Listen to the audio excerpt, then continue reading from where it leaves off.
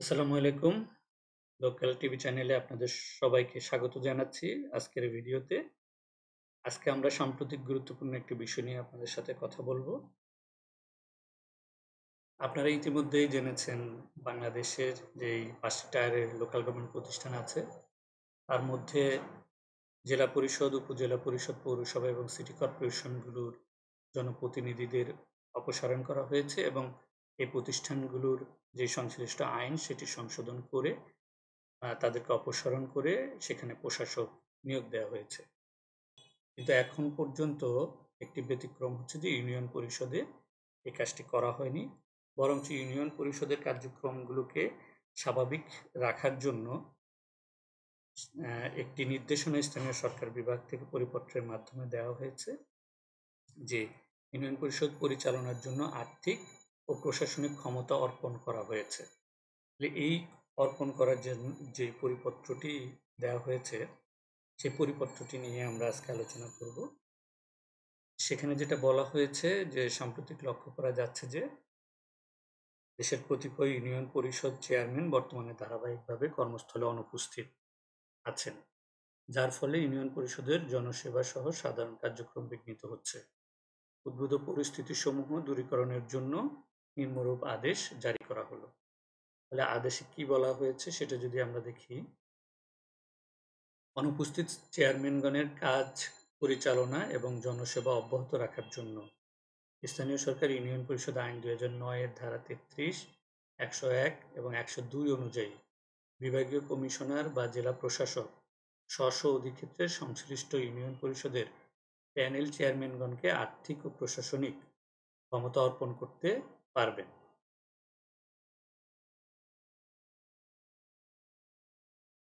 এটি আমরা ইতিপূর্বে একটি ভিডিওতে আপনাদেরকে বলেছিলাম যে সুনামগঞ্জ জেলার একটি রেফারেন্স দিয়ে বলেছিলাম যে সেখানে চেয়ারম্যানকে ৩৩-২ অনুযায়ী আইনের এই ক্ষমতাটি প্রদান করা হয়েছে।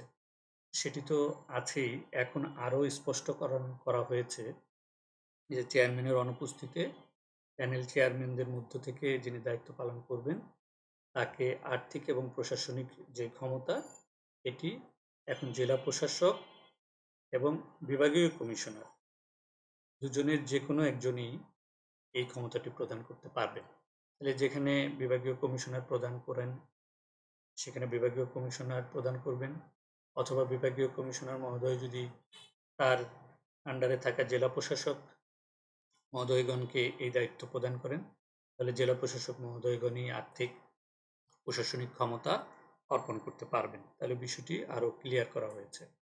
আরও বলা হয়েছে প্যানেল চেয়ারম্যানের অনুপস্থিতিতে অথবা যে কোনো জটিলতা পরিলক্ষিত হলে, এখন কোথাও যদি এমন হয় যে প্যানেল চেয়ারম্যানও অনুপস্থিত, সেটার জন্য যদি জটিলতা হয়ে যায়, তাহলে বর্ণিত আইনের ধারা ১০১ এবং ১০২ প্রয়োগ করে বিভাগীয় কমিশনার বা জেলা প্রশাসক স্ব অধিক্ষেত্রে তার অধীনস্থ কর্মকর্তা, যেমন উপজেলা নির্বাহী অফিসার বা সহকারী কমিশনার ভূমি যেটা এসএলএন মহোদয়কে আর্থিক ও প্রশাসনিক ক্ষমতা অর্পণ করে প্রযোজ্য ক্ষেত্রে ইউনিয়ন পরিষদগুলোকে সচল রেখে জনসেবা অব্যাহত রাখবেন। তাহলে এটার মাধ্যমে যেটা হচ্ছে যে কোথাও কোথাও যদি এমন হয় চেয়ারম্যানও অনুপস্থিত, যে প্যানেল করা হয়েছিল প্যানেলও অনুপস্থিত, তাহলে এইরকম ক্ষেত্রে বিভাগীয় কমিশনার বা জেলা প্রশাসক মহোদয় জনের যে কোনো একজন ইউনিয়ন পরিষদগুলোর কাজ সচল রাখার জন্য উপজেলা নির্বাহী অফিসার অথবা সহকারী কমিশনার ভূমিকে আর্থিক প্রশাসনিক ক্ষমতা অর্পণ করে ইউনিয়ন পরিষদের কার্যক্রম পরিচালনা করতে পারবেন। বিষয়টি একদম ক্লিয়ার করা হয়েছে। এখন আমাদের আইনের ধারা ৩৩ যদি আমরা দেখি,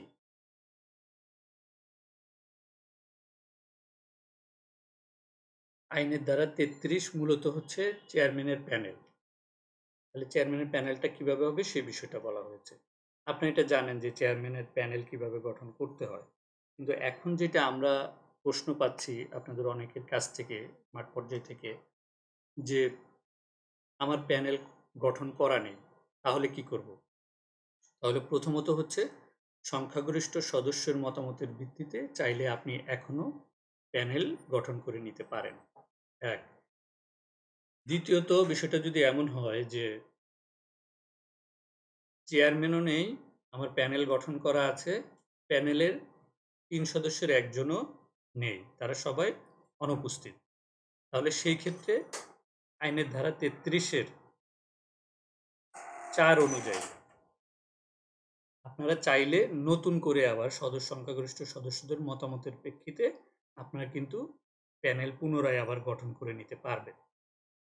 আমরা যেটা আমাদের পরিপত্রের ব্যাখ্যার শেষে দেখলাম যে এই প্যানেল গঠন করা অনেক সময় আপনারা উম গঠন করতে পারেন না, মতামতে ঐক্যমত্যে পুষতে পারেন না।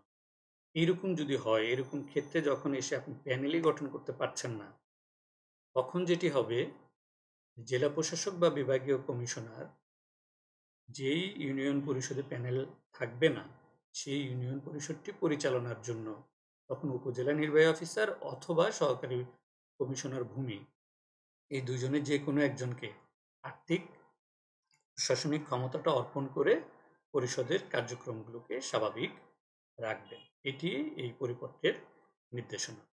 এখন আমরা যদি ৩৩ দেখলাম যে প্যানেল গঠন, আমরা যদি আইনের ধারা ১০১ বা ২ কে একটু দেখি যে সেখানে কি আছে।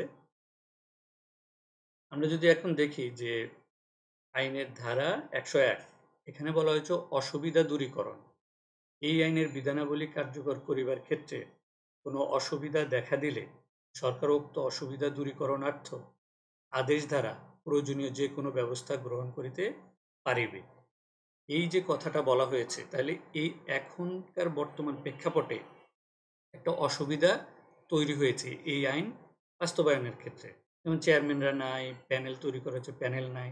তাহলে এইরকম ক্ষেত্রে যে সমস্যা তৈরি হয়েছে সেটা এই আইনে বলা ১০১ এর ক্ষমতা বলে অসুবিধা দূরীকরণ। এই ক্ষমতা বলে সরকার, স্থানীয় সরকার বিভাগ এই পরিপত্রটি জারি করে বিষয়টিকে স্পষ্টকরণ, সমস্যা দূরীকরণ করেছে। তাহলে এই যে পরিপত্রটির মাধ্যমে সমস্যা দূরীকরণ সেটা কোথা থেকে হলো? ১০১ এর ক্ষমতা বলে।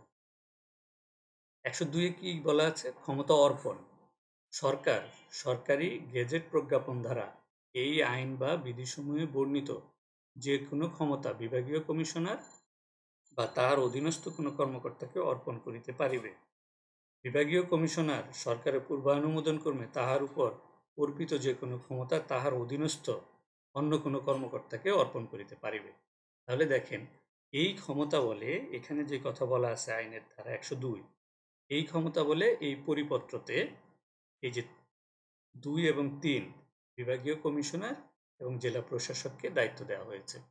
তাহলে আইনের ধারা ১০২ অনুযায়ী বিভাগীয় কমিশনার জেলা প্রশাসককে দায়িত্ব দেওয়া হয়েছে এবং বিভাগীয় কমিশনারের আন্ডারে যেহেতু জেলা প্রশাসক, তাহলে বিভাগীয় কমিশনার নিজে দায়িত্বটি পালন না করে চাইলে জেলা প্রশাসককেও দায়িত্ব দিতে পারবেন। আবার বিভাগীয় কমিশনারের আন্ডারে উপজেলা নির্বাহী অফিসার এবং সহকারী কমিশনার ভূমি তিনি চাইলে তাদেরকেও এই দায়িত্বটি প্রদান করতে পারবেন। অর্থাৎ আর্থিক ক্ষমতা অর্পণ করে পরিষদকে পরিচালনা করতে পারবেন। আর আর্থিক ক্ষমতা অর্পণের দায়িত্বটি বিভাগীয় কমিশনার বা জেলা প্রশাসক পালন করবেন। এই ছিল আমাদের মোটামুটি আজকের ভিডিও এই পরিপত্রের উপরে এবং আইনের যেই ধারাগুলো এইগুলো নিয়ে আশা করি আপনারা এই ভিডিও থেকে উপকৃত হচ্ছেন বা হবেন। এরপরেও যদি কোনো অস্পষ্টতা থাকে তাহলে ইনবক্সে আমাদেরকে লিখবেন, আমরা উত্তর দেওয়ার চেষ্টা করব। সবাই ভালো থাকবেন। ধন্যবাদ সবাইকে।